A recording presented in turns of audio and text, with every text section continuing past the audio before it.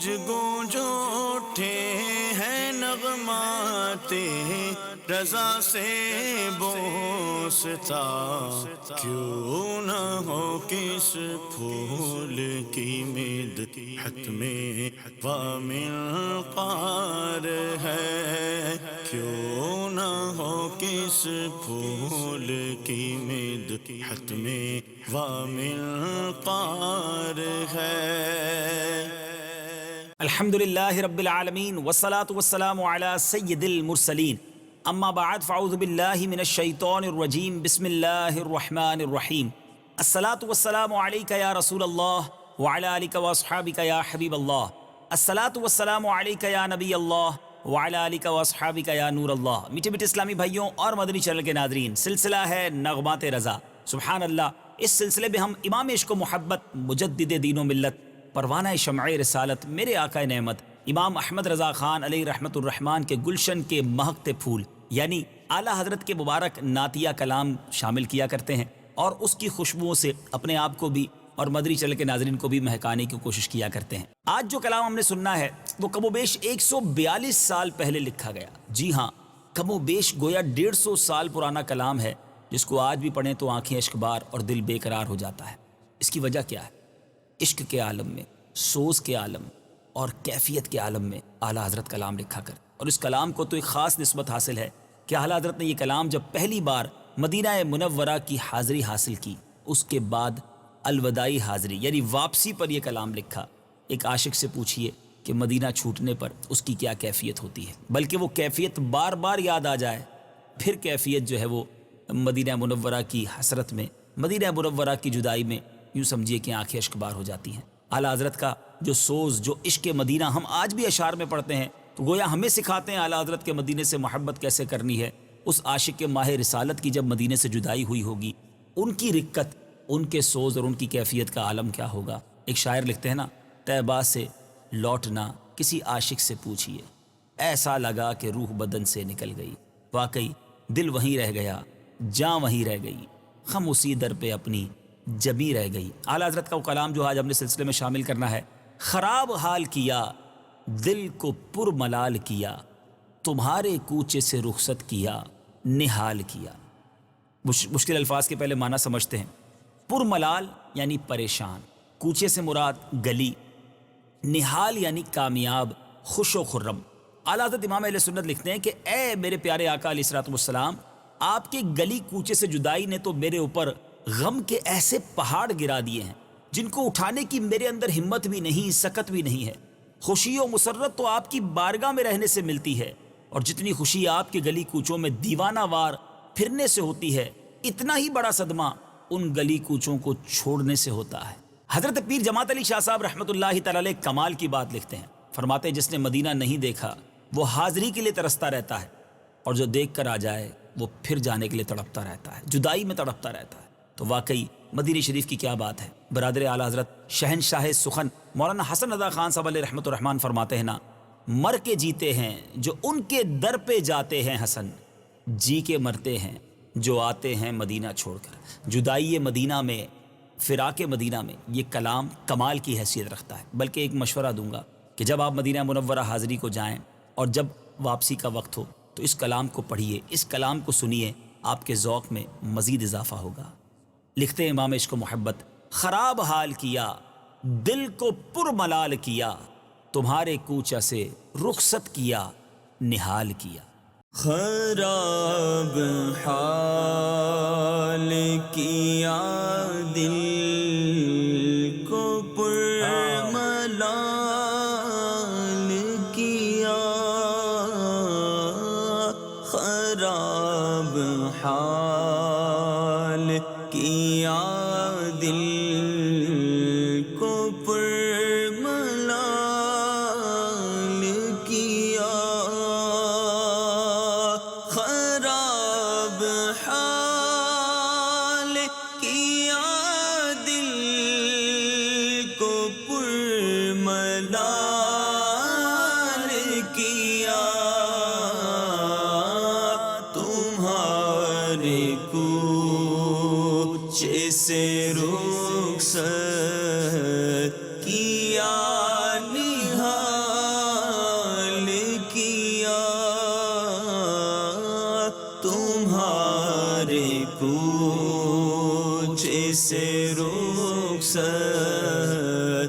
کیا نہال کیا. اگلا شعر ذرا سنیے گا. نہ روئے گل ابھی دیکھا نہ بوئے گل سونگھی، قضا نے لا کے کفس میں شکستہ بال کیا. نہ روئے گل ابھی دیکھا. اب اس میں جو مشکل الفاظ ہے وہ سمجھ لیتے ہیں. روئے سے مراد چہرہ، اور بوئے گل سے مراد پھولوں کی خوشبو، قضا سے مراد تقدیر، اور کفس سے مراد پنجرہ، اور شکستہ بال وہ پرندہ جس کے بالوں پر توڑ دیے گئے ہوں. پنجرے کی بات ہو رہی ہے، بے بس پرندے کی بات ہو رہی ہے. اس سے کیا مراد ہے؟ سبحان اللہ. امام عشق و محبت کا تخیل دیکھیں. فرماتے ابھی تو دل کی تمنا دل ہی میں رہی، ابھی تو نہ جی بھر کے زیارت کر سکا، نہ مدینے کا پھول دیکھا، نہ اس کی خوشبو سونگھی. تقدیر نے بالوں پر کاٹ کے پھر ہندوستان میں پھینک دیا. ہائے اب وہ دوبارہ محبوب کی گلیوں میں کیسے جاؤں گا. اللہ غنی. میرے میٹھے اسلامی بھائیوں، کیا شاندار الفاظ ہیں. اور واقعی مدینے سے آ کر گھر بھی اچھا نہیں لگتا، چین نہیں آتا، انسان پھر اپنے آپ کو وہیں محسوس کرنے لگ جاتا ہے. ذرا اس تصور میں شعر کو جو مدینہ دیکھ آئے ہیں بالخصوص، وہ اگر اس کلام کو دل کے کانوں سے سنیں گے تو شاید آنکھیں بھی اشکبار ہوں اور یاد مدینہ میں دل تڑپ اٹھے. اعلیٰ حضرت لکھتے ہیں نہ روئے گل ابھی دیکھا نہ بوئے گل سونگھی، قضا نے لا کے کفس میں شکستہ بال کیا. نہ روئے گل ابھی دیکھا نہ بوئے گل سونگھی، نہ روئے گل ابھی دیکھا نہ بوئے گل سونگھی، قضا نے لا کے کفس میں شکستہ بال کیا. قضا نے لا کے کفس میں شکستہ بال کیا. سبحان اللہ سبحان اللہ. اگلا شعر ذرا سنیے. یہ رائے کیا تھی وہاں سے پلٹنے کی اے نفس، ستمگر الٹی چھری سے ہمیں حلال کیا. اب اس شعر کا مطلب پہلے ذرا مشکل الفاظ کے معنی سمجھتے ہیں. پلٹنا، پلٹنا سے مراد ہے لوٹنا. اے نفس یعنی اپنے آپ کو خطاب کیا جا رہا ہے، اور ستمگر کہتے ہیں اے ظالم. اچھا، الٹی چھری سے حلال کرنا یعنی تڑپا تڑپا کے ذبح کرنا. اعلیٰ حضرت امام اہل سنت فرماتے ہیں اے دل، یہ تو نے کیا غضب کر دیا. اگر تیری رائے یہی تھی کہ محبوب علیہ الصلوۃ والسلام کے روضے پر جا کر واپس پلٹ آنا ہے تو تو نے مجھ پر بہت ظلم کیا اور کند چھری سے ایک عاشق کو تو نے ذبح کر دیا. عشق و محبت کا یہ درس اعلیٰ حضرت کے سوا کون دے سکتا ہے. قافلہ عاشقان مصطفیٰ صلی اللہ تعالی علیہ وسلم کے صحدی خان نے لوگوں کو عشق رسول میں ماہی بے آب کی طرح تڑپنے کا سلیقہ سکھا دیا ہے. اللہ غنی. اعلیٰ حضرت امام اہل سنت کس طرح سمجھا رہے ہیں کہ جس طرح الٹی چھری سے کسی کو ذبح کیا جائے یعنی تڑپا تڑپا کے مارا جائے. اے ستم گر یعنی اے میرے دل تو نے یہ کیا کیا میرے ساتھ. مدینہ جا کر بھی کوئی واپس آتا، وہیں ٹھہر جانا چاہیے تھا، وہیں دم دے دینا تھا، وہیں سرکار کی چوکھٹ پر اپنی جان قربان کر دیتا. وہاں سے پلٹ کر کیسی زندگی ہے. ذرا سمجھیے کس کیفیت میں یہ اشعار لکھے گئے ہیں. فرماتے یہ رائے کیا تھی وہاں سے پلٹنے کی اے نفس، ستمگر الٹی چھری سے ہمیں حلال کیا. یہ رائے کیا تھی وہاں سے پلٹنے کی نفس، یہ رائے کیا تھی وہاں سے پلٹنے کی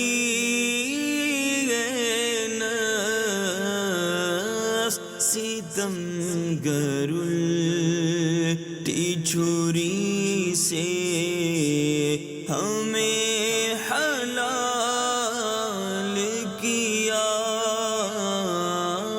ستمگر الٹی چھری سے ہمیں حلال کیا. اگلا شعر سنیے. کیفیت وہی ہے، جدائی کے لمحات ہیں، جدائی کی یادیں ہیں. اعلیٰ حضرت لکھتے ہیں چمن سے پھینک دیا آشیانہ بلبل، اجاڑا خانہ بے کس، بڑا کمال کیا۔ آشیانہ بلبل یعنی بلبل کا گھونسلہ، اچھا خانہ بے کس یعنی فقر و محتاج کا گھر، بڑا کمال کیا۔ یہ بعض اوقات تانے کے لیے بھی استعمال ہوتا ہے، یعنی کوئی اگر واقعی کسی کو تکلیف پہنچائے تو اس کو تانا دینے کے لیے، اس کو کوسنا دینے کے لیے بھی کہا جاتا ہے کہ تم نے یہ بڑا کمال کیا، تاکہ وہ شرمندہ ہو۔ اب یہاں پھر اپنے آپ سے بات ہو رہی ہے کہ اے ظالم نفس، تو نے غریب کا گھر برباد کر کے اور ایک غلام کو اس کے آقا علیہ الصلوۃ والسلام کے قدموں سے جدا کر کے کوئی اچھا کام کیوں نہیں کیا؟ تو نے تو باغ سے بلبل کو نہیں نکالا بلکہ اس کا گھونسلہ بھی اتار کر باغ سے باہر پھینک دیا ہے۔ یعنی میرا تو سب کچھ مدینہ تھا اور مدینے سے ہی واپس لے آیا۔ نبی پاک علیہ الصلوۃ والسلام کا غلام ہو، عاشق ہو، وہ چاہے کتنا ہی باوسائل کیوں نہ ہو، کتنا ہی مال و دولت کیوں نہ ہو، مدینے سے واپسی کے وقت اس کا دل بھی دھڑکتا ہے کہ نہ جانے پھر واپسی ہوگی کہ نہیں، کہیں یہ سفر آخری سفر تو نہیں، کیونکہ یہ سفر وسائل سے نہیں ہوتا، یہ سفر مال و دولت سے نہیں ہوتا۔ جب تک بلاوا نہ آئے، کسی کے پاس کتنا ہی مال و دولت کیوں نہ ہو۔ آپ نے کروڑ پتی بہت سارے دیکھے ہوں گے جنہوں نے زندگی بھر مدینہ نہیں دیکھا، بہت سارے غریب ہیں جو بار بار پہنچ جاتے ہیں، تو واپس پلٹتے وقت دل میں ایک خوف یہ بھی ہوتا ہے کہ پھر حاضری ہوگی کہ نہیں، پھر نبی پاک کے در کا دیدار ہوگا کہ نہیں، پھر جلوہ جانا کا قرب نصیب ہوگا کہ نہیں، کہیں اپنے وطن ہی میں موت کا شکار نہ ہو جاؤں، اپنی قبر میں نہ پہنچ جاؤں۔ تو اے میرے میٹھے اسلامی بھائیوں، یہ اسی کیفیت کا اظہار ہے کہ اے نفس تو نے یہ کیا کیا؟ چمن سے پھینک دیا آشیانہ بلبل، اجاڑا خانہ بے کس، بڑا کمال کیا۔ چمن سے پھینک دیا آشیانہ بلبل، چمن سے پھینک دیا آشیانہ بلبل، اجاڑا خانہ بے کس، بڑا کمال کیا۔ اجاڑا خانہ بے کس، بڑا کمال کیا۔ اب ذرا اگلے شعر کی طرف چلتے ہیں۔ تیرا ستم زدہ آنکھوں نے کیا بگاڑا تھا، تیرا ستم زدہ آنکھوں نے کیا بگاڑا تھا، یہ کیا سمائی کے دور ان سے وہ جمال کیا۔ اب اس میں ذرا مشکل الفاظ ہے، پہلے وہ سمجھ لیتے ہیں۔ ستم زدہ سے مراد ہے مظلوم، کیا سمائی یعنی کیا سوجھی، اور جمال سے مراد حسن ہے۔ اعلیٰ حضرت اب دوبارہ اپنے آپ سے ہی گویا بات کر رہے ہیں کہ اے ظالم نفس، میری ان مظلوم آنکھوں نے تیرا کیا بگاڑا تھا، تو نے ان کو محبوب کے جمال کی، محبوب کے حسن کی لذت سے محروم کر دیا۔ ان آنکھوں نے تیرا کیا بگاڑا تھا؟ وہ نظارے میری آنکھوں کے سامنے تھے، کبھی گنبد خضرا کے جلوے، کبھی سنہری جالیوں کی بہاریں، کبھی مدینے کی گلیوں کو دیکھ کر آنکھوں کو ٹھنڈک ملتی تھی۔ آپ کے در کی حاضری آقا ہماری عید تھی، کعبہ دل کو چھوڑ کر عید منائیں کس طرح۔ یعنی وہ آنکھیں بھی جھوم رہی تھیں جو مدینے کی گلیوں میں موجود تھیں، ان آنکھوں نے کیا بگاڑا تھا کہ ان سے وہ جمال بھی دور کر دیا۔ کیا کیفیت ہے میرے بیچے اسلامی بھائیوں، کاش یہ ہجر و فراق کی کیفیت ہم سب کو نصیب ہو جائے۔ اعلیٰ حضرت لکھتے ہیں تیرا ستم زدہ آنکھوں نے کیا بگاڑا تھا، یہ کیا سمائی کہ دور ان سے وہ جمال کیا۔ تیرا ستم زدہ آنکھوں نے کیا بگاڑا تھا، تیرا ستم زدہ آنکھوں نے کیا بگاڑا تھا، یہ کیا سمائی کے دور ان سے وہ جمال کیا، یہ کیا سمائی کے دور سے وہ جمال کیا۔ اللہ اللہ۔ اب یہ بڑی خوبصورت بات اعلیٰ حضرت نے لکھی ہے، حضور ان کے خیال وطن مٹانا تھا، ہم آپ مٹ گئے اچھا فراغ بال کیا۔ اس طرح مشکل الفاظ کے معنی سمجھیں۔ خیال وطن یعنی وطن کی یاد، فراغ یعنی فراغت، فرصت سے مراد، یہاں مراد ہے فرصت، اور بال سے مراد فکر و پریشانی۔ اعلیٰ حضرت امام علیہ السلام گویا یہ فرما رہے کہ اے ظالم، یہ تو نے ہمیں کیسا فارغ البال کر دیا ہے، کیسا تو نے ہمیں فرصت میں مدینے سے دور کر کے فارغ کر دیا۔ حالانکہ کیا ایسا نہیں ہو سکتا تھا کہ تو مدینہ منورہ میں ہمارے دل سے وطن کا خیال ہی نکال دیتا، مگر تو نے الٹا ہمیں وطن کا خیال دلا کر، وطن کی یاد دلا کر واپس ہمیں وطن لے آیا، ہمیں گویا مٹا دیا، فارغ البال کر دیا۔ ارے وہاں تو ان کے حضور آقا کی بارگاہ میں خیال وطن مٹانا تھا، اپنا گھر بار بھول جاتا، اپنا وطن بھول جاتا۔ پیچھے اسلامی بھائیوں، آپ نے دیکھا ہوگا کہ جب ماہ رمضان آتا ہے تو کئی اہل محبت جو ماہ رمضان سے محبت کرتے ہیں، ان کی آخری روزوں میں کیا کیفیت ہوتی ہے؟ چاند رات کو تو گویا چیخیں نکل جاتی ہیں کہ رمضان جدا ہو گیا۔ مگر ذرا سوچئے کہ رمضان تو ہر سال آتا ہے، ہر ایک کے پاس خود چل کر آتا ہے، اور مدینے تو کبھی کبھی کسی کو بلایا جاتا ہے اور خود جانا پڑتا ہے، بڑی مشکل سے بندہ وہاں پہنچتا ہے، بلاوا آئے تو حاضری ملتی ہے، ہر کسی کو مدینے کی حاضری نہیں ملتی۔ تو پھر جب عاشق مدینے سے جدا ہو تو کیوں اس کی کیفیت ایسی کرب والی اور ایسی تکلیف والی نہ ہو کہ وطن کا خیال آیا ہی کیوں وہاں جا کر۔ اللہ غنی۔ اعلیٰ حضرت لکھتے ہیں، حضور ان کے خیال وطن مٹانا تھا، ہم آپ مٹ گئے اچھا فراغ بال کیا۔ حضور ان کے خیال وطن مٹانا تھا، حضور ان کے خیال وطن مٹانا تھا، ہم آپ مٹ گئے اچھا فراغ بال کیا، ہم آپ مٹ گئے اچھا فراغ بال کیا۔ اگلا شعر سنیے، نہ گھر کا رکھا نہ اس در کا، ہائے ناکامی ہماری بے بسی پر بھی نہ کچھ خیال کیا۔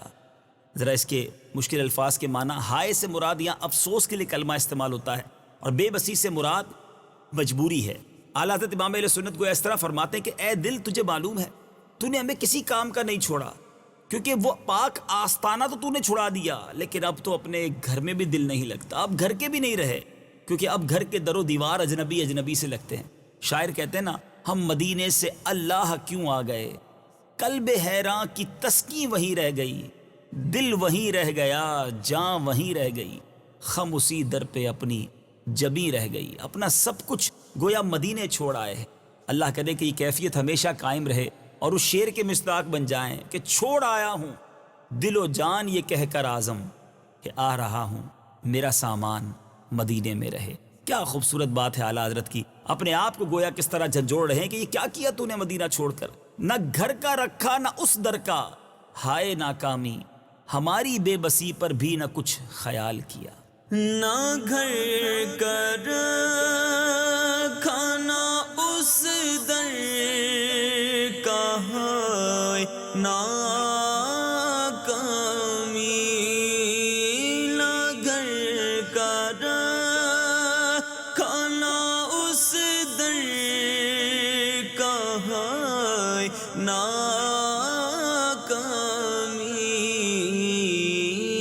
ہماری بے بسی پر بھی نہ کچھ خیال کیا،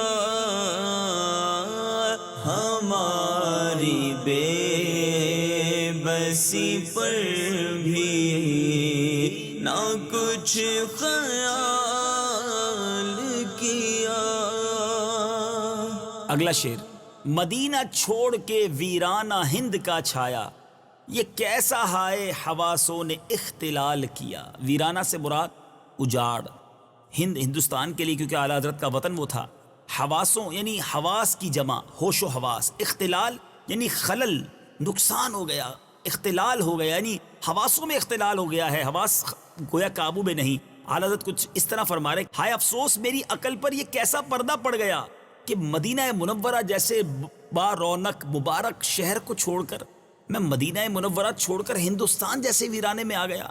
مدینہ شریف میں اللہ کی رحمتیں اس کثرت سے برستی ہیں کہ اب تو اپنا وطن ویران نظر آتا ہے، یہ گلیاں ویران نظر آتی ہیں، بلکہ اب تو میں پھول بھی دیکھوں تو مدینے کے خار یاد آتے ہیں۔ پھول کیا دیکھوں میری آنکھوں میں، دشت طیبہ کے خار پھرتے ہیں۔ یہ عاشق کی کیفیت ہوتی ہے کہ اب اس کو اپنا گھر، اپنا وطن، حالانکہ دنیا میں کہا جاتا ہے اپنے گھر جیسا کوئی ٹھکانہ نہیں، مگر مدینہ دیکھ کر آنے والے کو گھر بھی اچھا نہیں لگتا۔ اعلیٰ حضرت فرماتے ہیں مدینہ چھوڑ کے ویرانہ ہند کا چھایا، یہ ہائے کیسا حواسوں نے اختلال کیا۔ مدینہ چھوڑ کے ویرانہ ہند کا چھایا، مدینہ چھوڑ کے ویرانہ ہند کا چھایا، یہ کیسا ہے حواسوں نے اختلال کیا۔ اگلا شعر سنیے، تو جس کے واسطے چھوڑ آیا طیبہ سا محبوب، بتا تو اس ستم آرا نے کیا نحال کیا۔ اللہ اللہ اللہ، مشکل الفاظ کے پہلے معنی سمجھ لیں۔ سا سے مراد یہاں ہے جیسا، ستم آرا ظالم، اور نحال سے مراد خوشحال، یعنی گویا اس پورے کلام میں اعلیٰ حضرت نے اپنے نفس کو، اپنے آپ کو جھنجھوڑا ہے کہ کیوں مدینہ چھوڑ آیا۔ امیر اہل سنت نے اسی طرح کا انداز اپنے کلام میں اپنایا نا، کیوں مدینہ چھوڑ آیا، تجھے کیا ہوا تھا عطار، وہیں گھر اگر بساتا تو کچھ اور بات ہوتی، میں مدینے تو گیا تھا، یہ بڑا شرف تھا، لیکن کبھی لوٹ کر نہ آتا تو کچھ اور بات ہوتی۔ اب یہاں اعلیٰ حضرت لکھتے ہیں کہ اے دل تو نے یہ بڑا عجیب کام کیا کہ مدینہ منورہ جیسا پیارا شہر، رسول اللہ صلی اللہ علیہ وسلم کا مبارک در چھوڑ کر مجھے ہندوستان لے آیا۔ آخر مدینے کے مقابلے میں ہم اس وطن میں رکھا ہی کیا تھا؟ اس نے تجھے کون سی راحت اور سکون پہنچا دی جو اب پھر تجھے نئی خوشحالی دے گا؟ یعنی اب یہاں کیا رکھا ہے مدینہ چھوڑ کر؟ جس کے لیے مدینہ چھوڑا کیا وہاں بہت زیادہ تمہیں خوشحالی مل گئی؟ نہیں نہیں، ساری مستی مدینے کی گلیوں میں ہے، کیف سارے کا سارا مدینے میں ہے، کیونکہ رسول پاک صلی اللہ علیہ وسلم مدینے میں ہیں۔ اعلیٰ حضرت اپنے آپ سے بات کر رہے ہیں کہ تو جس کے واسطے چھوڑ آیا طیبہ سا محبوب، بتا تو اس ستم آرا نے کیا نحال کیا۔ تو جس کے واسطے چھوڑا یا طیبہ سا محبوب، تو جس کے واسطے چھوڑا یا طیبہ سا محبوب، بتا تو اس ستم آرا نے کیا نحال کیا، بتا تو اس ستم آرا نے کیا نحال کیا۔ اگلا شعر سنیے، ابھی ابھی تو چمن میں تھے چہ چہے ناگاہ، یہ درد کیسا اٹھا جس نے جی نڈھال کیا۔ اب یہاں ناگاہ سے مراد اچانک، یکایک، اور چہ چہے پرندوں کی خوش الہانی، اور جی سے مراد یہاں دل ہے، اور نڈھال یعنی تھکا ہوا، پریشان۔ اعلیٰ حضرت امام اہل سنت کیا لکھتے ہیں، ابھی ابھی کی تو بات ہے کہ مدینے کی بلبلیں چہچہا رہی تھی، میری طبیعت خوشی سے مچل رہی تھی، گویا مزے کو بھی مزہ آ رہا تھا، اور یہ اچانک کیا ہو گیا؟ واپسی کی خبر سن کر اس قدر غم کا پہاڑ ٹوٹ گیا کہ طبیعت ایسی نڈھال ہو گئی کہ اب سنبھل ہی نہیں رہی ہے، یعنی وہ رونقیں، وہ بہاریں، وہ چہچہے، سب سما ہو گیا سونا سونا۔ میرے میٹھے اسلامی بھائیو، واقعی ایسی کیفیت ہوتی ہے کہ مدینے کے دن بھی سہانے، مدینے کی رات بھی سہانی، مدینے کی صبح بھی پیاری، مدینے کی شام بھی پیاری، مگر یہ سب جب منظر چھٹتا ہے تو انسان بے قرار اور بے کل ہو جاتا ہے۔ یہی بات تو امام عشق و محبت بتا رہے ہیں کہ ابھی ابھی تو چمن میں تھے چہچہے ناگاہ، یہ درد کیسا اٹھا جس نے جی نڈھال کیا۔ ابھی ابھی تو چمن میں تھے چہچہے ناگاہ، ابھی ابھی تو چمن میں تھے چہچہے ناگاہ، یہ درد کیسا اٹھا جس نے جی نڈھال کیا، یہ درد کیسا اٹھا جس نے جی نڈھال کیا۔ سبحان اللہ، سبحان اللہ۔ آخری مقطع جو کلام رضا کا عطر کلام ہوتا ہے، کمال بات اور کمال التجا ہے۔ سبحان اللہ، اللہ کریم یہ دعا، یہ التجا ہمارے حق میں بھی قبول فرمائے۔ الہی سن لے رضا، جیتے جی کے مولا نے سگانے کوچا میں چہرہ میرا بحال کیا۔ اللہ غنی، کیا التجا ہے۔ جیتے جی سے مراد زندگی میں، مولا سے مراد آقا، ہمارے آقا مولا صلی اللہ تعالی وسلم کی طرف اشارہ ہے۔